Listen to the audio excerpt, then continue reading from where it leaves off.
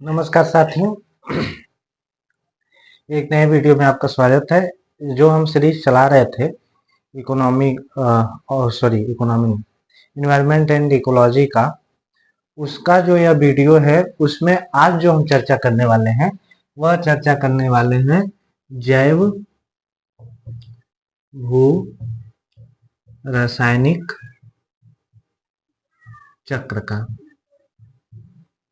यानी कि bio chemical cycle, है ना। बायोकेमिकल साइकिल का इसका आज हम चर्चा करने वाले अपने पूरे इस वीडियो में है। तो यदि हम जैव रासायनिक चक्र क्या होता है इसके बारे में चर्चा करें तो जैव रासायनिक चक्र को समझना काफी आसान है। आप एक चित्र को याद रखिए, उससे आप पूरे अच्छे तरीके से समझ सकते हैं। एक पौधा है,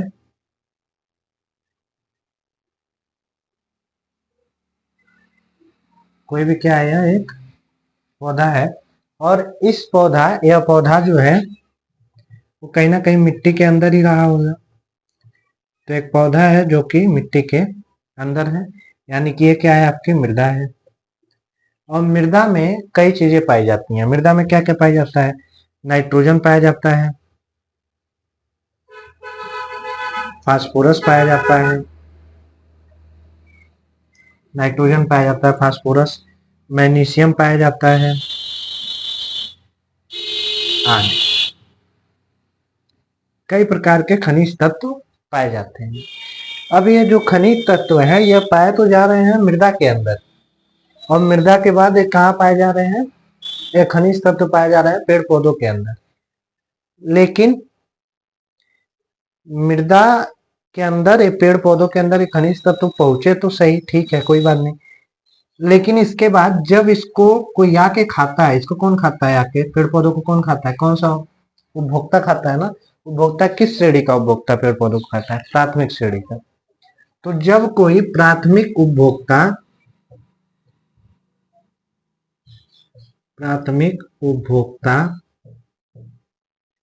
जब इनको खाता है तो ये जो तत्व है वे तत्व इसके अंदर ट्रांसफर हो जाते हैं, मतलब इसके पास आ जाते हैं।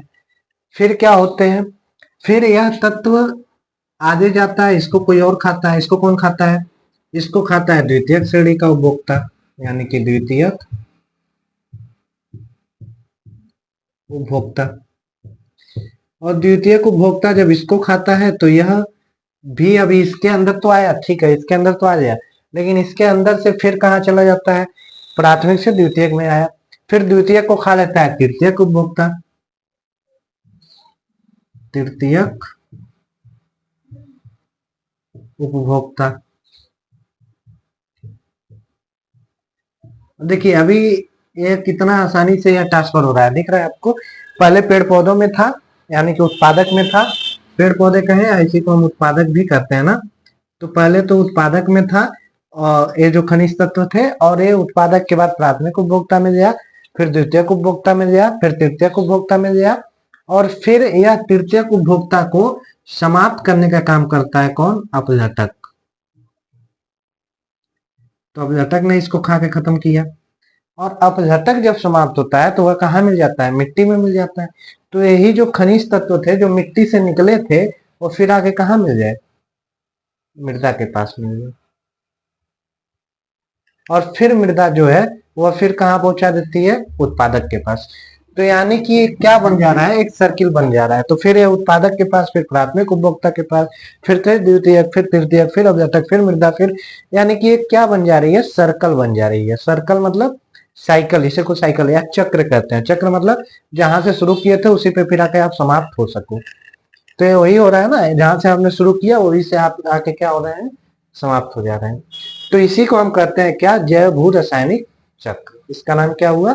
जैव भू रासायनिक चक्र। किस तरीके से भूमि के अंदर, भू भू मतलब भूमि के अंदर रासायनिक जो तत्व है वह किस तरीके से उनका साइकिल चलता है, उसी को, साइकिल मतलब वो चक्र चलता है, उसी को हम कहते हैं जैव भू रासायनिक चक्र। ठीक है, यह हुआ आपका जैव भू रासायनिक चक्र के बारे में। जैव भू रासायनिक चक्र को मुख्य रूप से दो हिस्सों में बांटा जाता है। कितने हिस्सों में? दो हिस्सों में। यदि इसके प्रकार की बात करें तो इसके दो प्रकार होते हैं। एक होता है आपका गैसीय चक्र, जो कि आपके सिलेबस में है, जो आपको पढ़ना है, और एक होता है अवसादी चक्र। गैसीय चक्र का मतलब जो गैस के रूप में पाए जाते हैं। जैसे गैसीय चक्र में आपको तीन पढ़ने हैं, नाइट्रोजन, कार्बन और ऑक्सीजन, यह तीन तत्व आपको पढ़ना है। और शादी में क्या होता है, फास्फोरस का जो चक्र हुआ या मैग्नीशियम का चक्र हुआ है, इसको हम किस में रखते हैं, और शादी चक्र में रखते हैं, उसको हमको पढ़ने की आवश्यकता नहीं है। ठीक है, जो पढ़ना है हमको इतना है, वही तीनों पढ़ना है। तो एक एक करके हम उसको समाप्त करते हैं। पहले हम पढ़ते हैं नाइट्रोजन चक्र को ही पहले पढ़ लेते हैं। ठीक है, या ऑक्सीजन नहीं, नाइट्रोजन को ही पढ़ लेते हैं पहले। तो पहला जो ये समझ में आया आपको किस तरीके से, इसके स्थान पे आप नाम भी लिख सकते हो, जैसे उत्पादक में पेड़ पौधे, जैसे घास लिख सकते हो, और फिर यहाँ टिड्डा लिख सकते हो। उसके बाद जिस तरीके से हम बताए थे ना, वो आहार श्रृंखला, खाद्य श्रृंखला या आहार श्रृंखला, उस हिसाब से आप लिख सकते हो, आपकी इच्छा। आगे बढ़ते हैं हम साइकिल दूसरा वाला, यानी कि अब हम एक एक साइकिल को लेके चलेंगे। सबसे पहले हम पढ़ेंगे कार्बन का चक्र, कार्बन चक्र। नाइट्रोजन पहले लिखा है, ठीक है, नाइट्रोजन चक्र पहले पढ़ते हैं। बहुत आसान आसान है नाइट्रोजन चक्र, या कोई भी चक्र हो, बहुत आसान है। तो नाइट्रोजन चक्र की बात करते हैं। आपको एक चीज पता है कि हमारे पृथ्वी पे जो सबसे ज्यादा चीज पाई जाती है, वे पाई जाती है नाइट्रोजन। सबसे ज्यादा क्या पाया जाता है, नाइट्रोजन। ठीक है, कितने परसेंट, 78%। हमारे वायुमंडल में 78% नाइट्रोजन पाया जाता है, और 21% ऑक्सीजन पाया जाता है। Nitrogen 78%, oxygen 21%। और अधिकतम वस्तुओं में जो भी जलती हैं, उन सब में क्या पाया जाता है, कार्बन। कार्बन के यौगिक हम पढ़ते हैं, इंटर में पढ़ते हैं, हाई स्कूल में पढ़ते हैं, साइंस में। कार्बन लगभग उससे 3 लाख यौगिक बनते हैं, 3 लाख वस्तुएं बनती हैं। तो यानी कि कार्बन जो है वे ज्यादा इंपॉर्टेंट है। तो ये तीन चीज हमको पढ़ना होता है। तो नाइट्रोजन 78% पाए जाते हैं वायुमंडल में। हमारे कहाँ पाया जाता है, वायुमंडल में। लेकिन ये जो वायुमंडल में जो नाइट्रोजन पाया जाता है, यह सीधे हम तो ले सकते हैं सांस के द्वारा। नाइट्रोजन नाइट्रोजन मतलब हम सांस के द्वारा नहीं, हम सीधे वायुमंडल से हम ले सकते हैं, हम लोग। परंतु पेड़ पौधे सीधे नहीं ले सकते। तो पेड़ पौधे कैसे नाइट्रोजन को लेते हैं, नाइट्रोजन पेड़ पौधे में होना चाहिए। आपको पता हो जाए, जो तिलहन के फसलें होती हैं, तो उसमें जो तिलहन मतलब जो दाल वाले होते हैं या तेल वाले होते हैं, दलहन और तिलहन में, उसमें नाइट्रोजन पाया जाता है, ये आपको पता होगा। तो आखिर नाइट्रोजन उन तक पहुंचता कैसे है, क्योंकि वे सीधे तो नहीं ले सकते वायुमंडल से। ये कार्बन डाइऑक्साइड वे सीधे लेते हैं और लेके भोजन बना लेते हैं, लेकिन नाइट्रोजन सीधे नहीं ले सकते। नाइट्रोजन जरूरी है उनके लिए। तो सीधे ना ले जाने के कारण वे क्या करते हैं, जो वायुमंडल में आपके नाइट्रोजन है, वायुमंडल में आपके क्या है, नाइट्रोजन। नाइट्रोजन का एन होता है ना, और जैसे तो 2 लिखा जाता है हमेशा। तो नाइट्रोजन है जो, उस वायुमंडल के नाइट्रोजन को पहले मिट्टी अवशोषित करती है। कौन अवशोषित करती है, मिट्टी। मिट्टी तक वो पहले पहुंचता है। मिट्टी तक कैसे पहुंचता है, उसके बारे में थोड़ा सा बता रहे हैं, ज्यादा डिटेल नहीं जाना है हमको, ठीक है।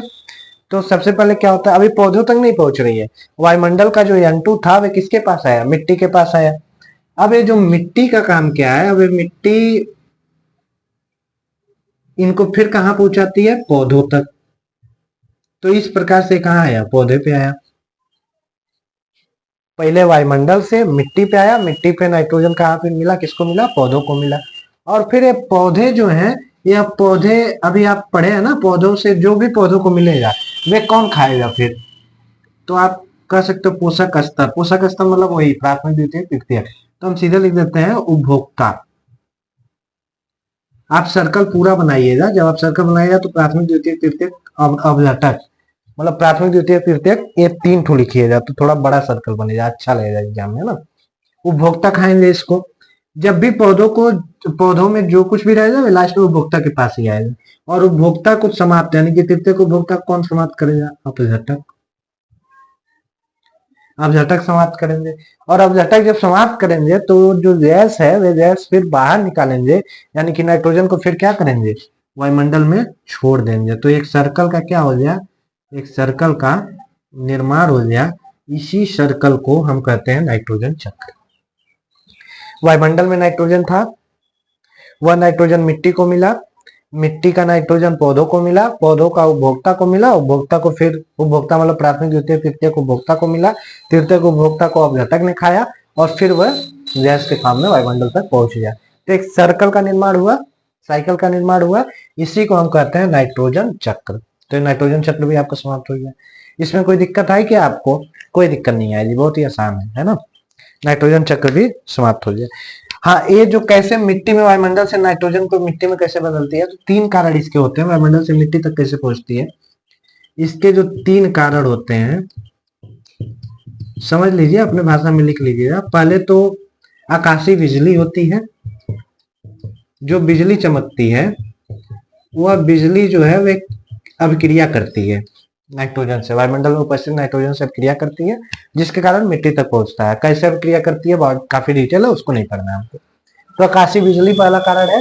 दूसरा, जो जीव जंतु होते हैं, कौन होते हैं? जीव जंतु होते हैं। तो वे जीव जंतु भी यह काम करते हैं, जीव जंतु भी अभिक्रिया करते हैं, नाइट्रोजन लेते हैं और नाइट्रोजन फिर छोड़ते हैं, तो वे जाके मृदा को मिल जाती है। तो जीव जंतु करते हैं काम, है ना। और एक तीसरा है सहजीविता।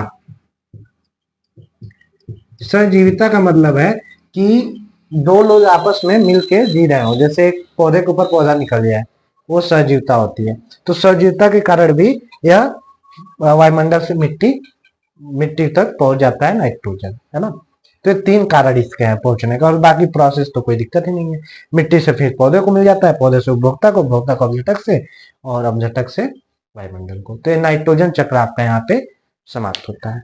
अब नेक्स्ट पे आते हैं हम, जो कि है, ये बना लीजिए आप चित्र, आसान चित्र है, समझ में भी आ चुका होगा। नाइट्रोजन खत्म हो गया, कार्बन इसके बाद पढ़ते हैं। पहले हम ऑक्सीजन को पढ़ लेते हैं क्योंकि ये आसान है। कार्बन वाला भी आसान है, लेकिन उसमें कई चक्र बनते हैं, तो इसलिए थोड़ा सा उसमें हम भी नहीं पढ़ाना चाह रहे हैं। तो दूसरा हम पढ़ते हैं ऑक्सीजन चक्र। कौन सा चक्र? ऑक्सीजन चक्र।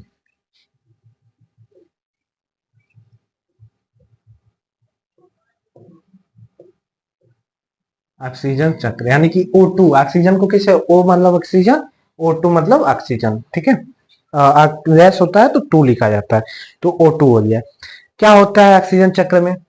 देखिए, जो ऑक्सीजन है ना, वह उपस्थित होता है वायुमंडल में। तो O2 कहाँ उपस्थित है? वायुमंडल में O2 उपस्थित है।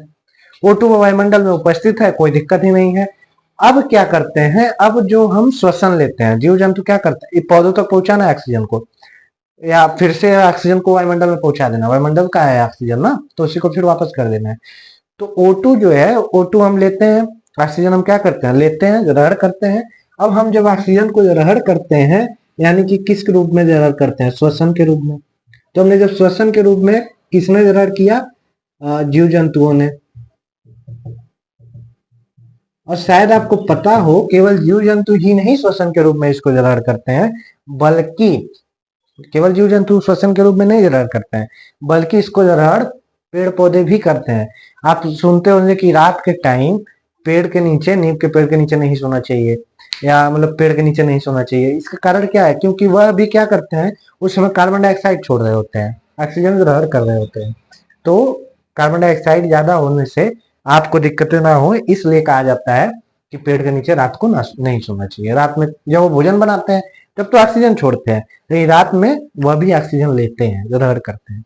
तो जीव जंतु हो जाए या फिर पादप, पादप मतलब पेड़ पौधे, तो ये क्या करते हैं, ऑक्सीजन को श्वसन के रूप में फिर से जीव जंतु या पादप ग्रहण कर लेते हैं। अब ये जीव जंतु जब पेड़ ऑक्सीजन लेते हैं, तो फिर वे क्या निकालते हैं बाहर? कार्बन डाइऑक्साइड को। क्या निकालते हैं बाहर? कार्बन डाइऑक्साइड को, और उसी के साथ साथ और निकालते हैं H2O को। 2 चीज,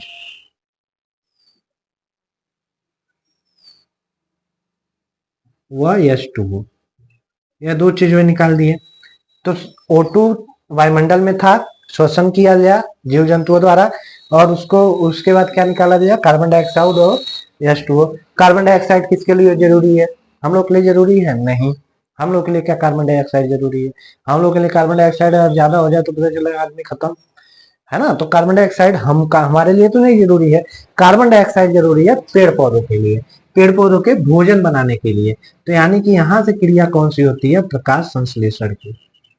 कौन सी क्रिया होती है, प्रकाश संश्लेषण की, यानी कि भोजन बनाने की। और जब भोजन बनता है तो आपको पता है क्या निकलता है उससे, ऑक्सीजन। तो इस सर्कल को हम क्या कहते हैं, ऑक्सीजन साइकिल कहते हैं। ये चित्र आप बना के आएंगे और उसके साथ साथ एक एक स्टेप को देखें, लिखेंगे कि किस तरीके से श्वसन के द्वारा जीव जंतु और पादप शोषण करते हैं। जितना आप बढ़ा के लिख सकते हैं लिख लेंगे, है ना। तो ये काफी आसान है, ऑक्सीजन चक्र इतना ही है। ठीक, ये हुआ आपका ऑक्सीजन चक्र। चाहो तो एक स्टेप और इसमें दिखा सकते हो। ये जो प्रकाश संश्लेषण के बाद जो होते हैं जीव जंतु जो होते हैं, यह क्या करते हैं, यह क्या बनाते हैं प्रकाश संश्लेषण के बाद, C6H12O ग्लूकोज जिसको हम कहते हैं, आप फ्रक्टोज कहते हैं, वह बनाते हैं C6H12O6, यह बनाते हैं। ठीक है, तो और फिर ये जीव जंतु ले लेते हैं या पादप ले लेते हैं फिर से। तो एक सर्कल बीच में ऐसे भी बना सकते हो, एक सर्कल। ठीक है, और फिर वैसे घूमता रहता है ना, एक सर्कल भी हो सकता है।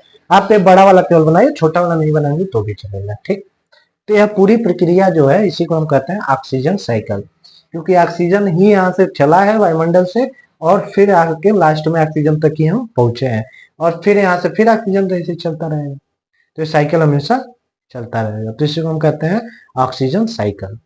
ठीक है, कोई दिक्कत नहीं है। ठीक है, आगे बढ़ते हैं। अब हम बात करते हैं जो सबसे हमारा मेन इंपॉर्टेंट जो टॉपिक था, यानी कि कार्बन चक्र। ऑक्सीजन चक्र खत्म हो गया, कार्बन चक्र के बारे में बात करते हैं।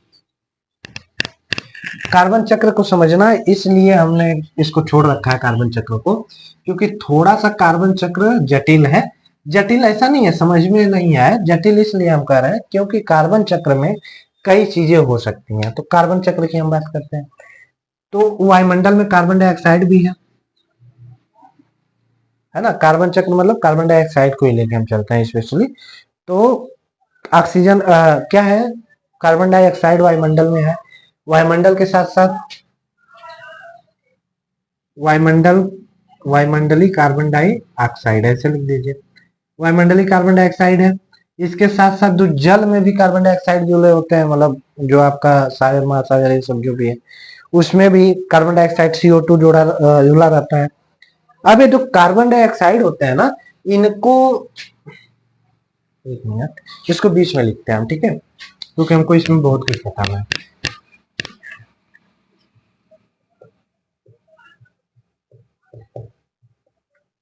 वायुमंडली CO2, वायुमंडल में पाए जाने वाला कार्बन डाइऑक्साइड। अब ये जो कार्बन डाइऑक्साइड है इसका उपयोग कौन करते हैं, पौधे करते हैं। तो पौधों ने क्या किया, अपना भोजन इससे बनाया। पौधे जो है इसका उपयोग किए। पौधों के साथ क्या होता है, पौधों के साथ दो चीजें होती हैं, या तो इसको जीव जंतु खा लेते हैं, दो तीन चीजें होती हैं पौधों के साथ, या तो पौधों को जानवर खा लेते हैं, यानी कि जीव जंतु खा लेते हैं, है ना। पौधों को क्या खा लेते हैं, जीव जंतु खा लेते हैं। या फिर पौधों का विघटन हो जाता है, यानी कि पौधे अपने आप समाप्त हो सकते हैं। जैसे अपघटन या विघटन, विघटन लिखते हैं, मतलब सीधे अपघटक आके इसको खत्म कर दे। जैसे वो दीमक उमक लग जाता है ना, तो अपघटक का काम ही करते हैं, जीव जंतु नहीं खाते हैं, अपघटक हो जाता है। तो इसका विघटन हो सकता है, या तो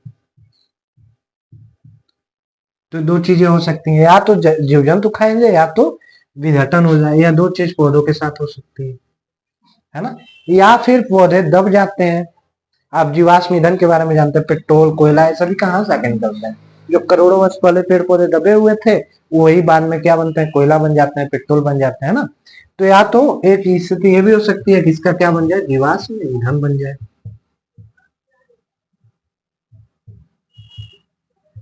जीवाश्म ईंधन भी ये बन सकते हैं। तो ये तीन स्थिति हो सकती है ना।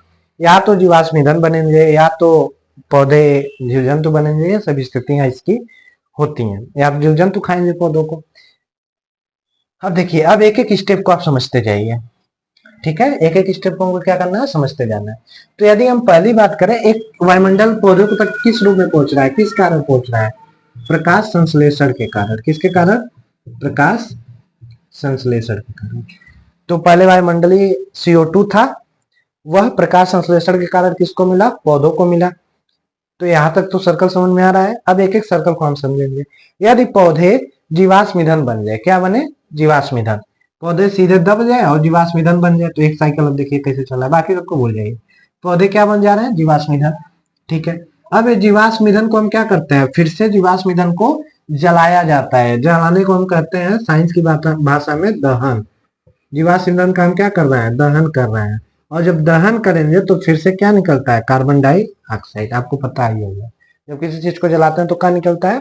Carbon dioxide. तो एक साइकिल बना ना।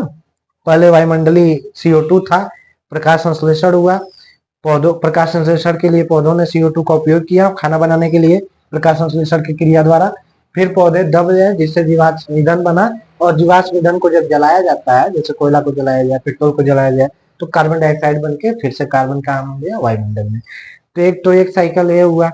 ठीक है, और क्या बन सकता है? यह चित्र इंपॉर्टेंट है, ऐसे ही बनाएंगे तो ज्यादा नंबर मिलेगा।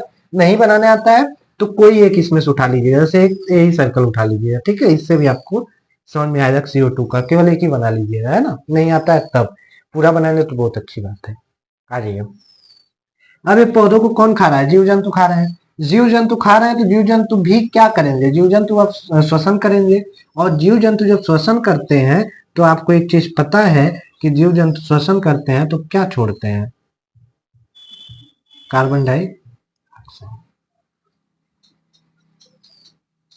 तो ये भी तो एक प्रक्रिया हो सकती है ना। एक साइकिल है भी कि वायुमंडल प्रकाश संश्लेषण की क्रिया के लिए पौधों को मिला कार्बन डाइऑक्साइड, और पौधों ने पौधों पौधों से पौधों को किसने खाया? जीव जंतुओं ने, यानी कि उत्पादक ने। और उस उत्पादक को श्वसन उत्पादकों ने जब श्वसन उत्पादक नहीं सॉरी उपभोक्ताओं ने जब श्वसन किया तो फिर क्या मिल गया हमको? Carbon dioxide. तो एक सर्कल एक भी बन सकता है। तो ये दो सर्कल बन गए अभी, है ना? तीसरा सर्कल कैसे बनेगा देखिए। वायुमंडलीय प्रकाश संश्लेषण के द्वारा पौधों को मिला, पौधों का विघटन हुआ, पौधे सड़ जाए, एकदम खत्म हो जाए। और खत्म होने के बाद जब भी कोई भी चीज खत्म होगी तो वह फिर क्या किसमें कन्वर्ट होगी? कार्बन डाइऑक्साइड में। जीवों के द्वारा इसको समाप्त किया जाएगा ना, विघटन के द्वारा। जीव इसको खा पी के खत्म करेंगे तो विघटन हो जाए, और विघटन हो जाए तो कार्बन डाइऑक्साइड में फिर से क्या हो जाती है? कन्वर्ट हो जाती है। यहाँ ये भी खत्म हो जाए, इसको जैविक विघटन कहेंगे क्योंकि जीवों के द्वारा खत्म किया जा रहा है। तो ये इतना आपको समझ में आया। एक और है इसमें, मान लीजिए वायुमंडलीय 4 स्टेज है, चार साइकिल बनते हैं इसमें। एक साइकिल है पहला, फिर दूसरा, तीसरा और चौथा क्या है कि वायुमंडल के द्वारा प्रकाश संश्लेषण को मिला, वो पौधों ने लिया। पौधे श्वसन भी तो करते हैं। अभी हम बताए ना, रात को पौधे कार्बन डाइऑक्साइड छोड़ते हैं। तो यदि पौधे क्या करें? पौधे श्वसन करें तो कार्बन डाइऑक्साइड तब भी वे छोड़ देंगे और यहाँ पे आके मिलेगा। तो इस 4 सर्कल बनता है। पहला सर्कल, दूसरा सर्कल, और इसको मिला के, ये तो मेन है, सबके रहेगा, तीसरा सर्कल और ये होगा चौथा सर्कल। तो 4 सर्कल बनता है। तो जैव भू रासायनिक चक्र में आपको कार्बन चक्र समझ में आ चुका होगा संभवतः। नहीं आया तो एक बार और दोबारा देख लेते हैं थोड़ा सा इसको। देखिए 4 चक्र बनते हैं। पहले चक्र की बात करते हैं। पहले चक्र में क्या हुआ? वायुमंडल था, वायुमंडल में CO2 था। CO2 प्रकाश संश्लेषण के द्वारा पौधों को मिला। अब ये पौधे जीवाश्म ईंधन में दब गए तो जीवाश्म ईंधन बने, और ये जीवाश्म ईंधन का दहन हुआ, और जीवाश्म ईंधन का दहन हुआ तो फिर से कार्बन डाइऑक्साइड निकला और वायुमंडल को मिल गया। तो पहला चक्र ये बना। इसको अलग अलग आप निकाल के भी बना सकते हैं कॉपी पे। आप ऐसा करिएगा, चारों चार्ट बनाइएगा तो अच्छा लगेगा। चारों 1 2 3 4 ऐसे नंबर डाल के बना लीजिएगा। उसमें से 2 भी याद है उसको बना लीजिएगा। फिर आ जाते हैं दूसरे पे। दूसरे सर्कल में क्या हुआ? वायुमंडल था, प्रकाश संश्लेषण के द्वारा पौधों को पहुंचा, पौधे श्वसन किया और फिर वायुमंडल को कार्बन डाइऑक्साइड मिला। दूसरा ये कंडीशन था। तीसरा कंडीशन क्या था? प्रकाश संश्लेषण हुआ, पौधों को मिला, पौधों का विघटन हुआ, मतलब पौधे दबे और विघटन हुआ तो वह फिर कार्बन डाइऑक्साइड में चेंज हो गया। तो वे भी हुआ एक सर्कल। चौथा सर्कल, वायुमंडल में कार्बन डाइऑक्साइड था, प्रकाश संश्लेषण के कारण पौधों को मिला, और पौधों से उपभोक्ताओं ने खाया, यानी कि जीव जंतुओं ने खाया, जीव जंतुओं ने श्वसन किया, और श्वसन के माध्यम से फिर से यह काम या वायुमंडल को प्राप्त हो गया। तो यह 4 प्रकार से सर्कल बनता है कार्बन चक्र का। तो कार्बन चक्र थोड़ा सा कठिन है, और सबसे पहला टॉपिक आपके जो इंपॉर्टेंट है वो कार्बन चक्र ही है, यही पूछता है, क्योंकि वो दोनों सर्कल बहुत आसान है। तो जब भी आपसे पूछेगा कार्बन चक्र आपसे पूछ सकता है, तो इसके लिए आप सावधान रहिए।